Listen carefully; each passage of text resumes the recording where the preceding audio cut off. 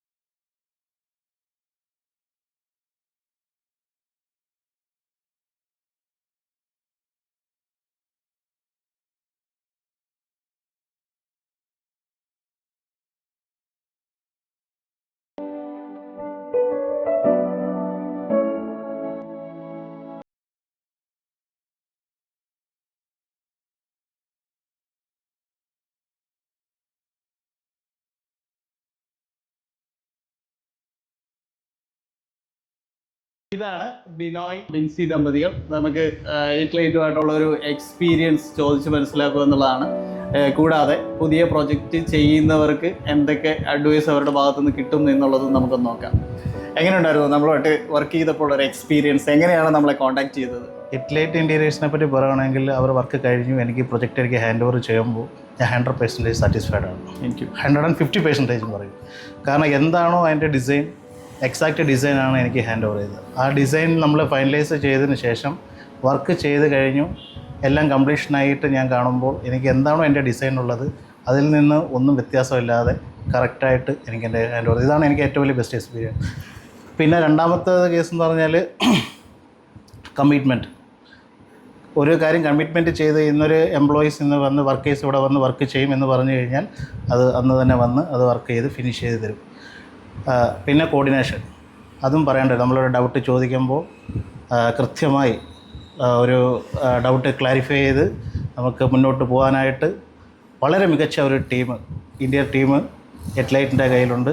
ഇറ്റ്ലൈറ്റിനെ contact ഞങ്ങൾ ഒരുപാട് ഫേമിനെ ഞങ്ങൾ ചെക്ക് ചെയ്ത് നമ്മുടെ വർക്കിൻ്റെ കൺസ്ട്രക്ഷൻ സ്റ്റാർട്ട് ചെയ്യുന്ന സ്റ്റേജിൽ പ്രൈമറി സ്റ്റേജിൽ നമ്മൾ ചെക്ക് ചെയ്തത് ഒരു ഇൻറ്റീരിയർ ഫേമിനെയാണ്. ഞങ്ങൾ കുറേ വീഡിയോസ് ചെക്ക് ചെയ്തു, കുറേ പേരെ കോൺടാക്റ്റ് ചെയ്തു. അതിൽ ഞങ്ങൾ ഇറ്റ്ലൈറ്റിനെയും കോൺടാക്റ്റ് ചെയ്തു. അപ്പോൾ അവരുടെ ഒരു അപ്രോച്ച് നമ്മളെ ഭയങ്കരമായിട്ട് ഇമ്പ്രസ് ചെയ്തു. പിന്നെ അവരുടെ വീഡിയോസ് ഞാൻ ചെക്ക് ചെയ്തു, ഇൻസ്റ്റാഗ്രാമിലും യൂട്യൂബിലും ഒക്കെ അവരുടെ വീഡിയോസ് ചെക്ക് ചെയ്ത് ഇറ്റ്ലൈറ്റിൻ്റെ നിങ്ങളുടെ വീഡിയോസ് ചെക്ക് ചെയ്തതിന് ശേഷം അവരുടെ ഡിസൈൻ വൈസ് എനിക്ക് ഭയങ്കരമായിട്ട് ഇഷ്ടപ്പെട്ടു. പിന്നെ ഞങ്ങൾ തമ്മിൽ മ്യൂച്വൽ അണ്ടർസ്റ്റാൻഡിൽ വന്നു. ഓക്കെ, ഇത് നമ്മുടെ ഇൻറ്റീരിയർ ഡിസൈൻ വന്നിട്ട് ഇറ്റ്ലൈറ്റിനായിട്ട് കൂടെ ഏൽപ്പിക്കുക എന്നുള്ളത്. ഡിസൈൻ സമയത്തൊക്കെ എങ്ങനെയുണ്ടായിരുന്നു ഒരു കോർഡിനേഷനും? നിങ്ങൾ ആഗ്രഹിച്ച രീതിയിലേക്ക് കളർ സെലക്ഷനിലും ബാക്കി കാര്യങ്ങളിലും വന്നോ? അതോ? തീർച്ചയായിട്ടും ഞങ്ങൾ ആഗ്രഹിച്ച അതേ കളർ കോമ്പിനേഷന്, നമ്മുടെ അതേ ഡിസൈന്, നമ്മൾ ആഗ്രഹിച്ച എന്താണോ ആ ഡിസൈനാണ് വന്നത്. അത് വൺസ് ലോക്ക് ചെയ്തതിന് ശേഷമാണ് നമ്മൾ അടുത്ത സ്റ്റെപ്പിലേക്ക് പോയത്.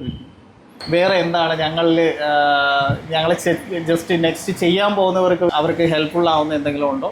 നെക്സ്റ്റ് ഇൻറ്റീരിയറിൽ ഒരുപാട് ഫേമുകളുണ്ട്. നമ്മൾ കറക്റ്റായിട്ടുള്ള ഒരു സെലക്ട് ചെയ്യുക എന്നുള്ളതാണ് ഏറ്റവും വലിയ ടിപ്പ്. എനിക്കതേ പറയാനുള്ളൂ. വേറെ എല്ലാം അവരുടെ കയ്യിലാണ്. കറക്റ്റ് ആയിട്ടുള്ള ഒരു ഫേമിനെ സെലക്ട് ചെയ്യുക, ഡിസൈൻ ഓക്കെ ചെയ്യുക, അതിനുശേഷം പിന്നെ അവരുടെ കയ്യിൽ നിങ്ങൾ എന്താണോ ആഗ്രഹിച്ചത് അവർ നമ്മളുടെ കയ്യിലേക്ക് എത്തി.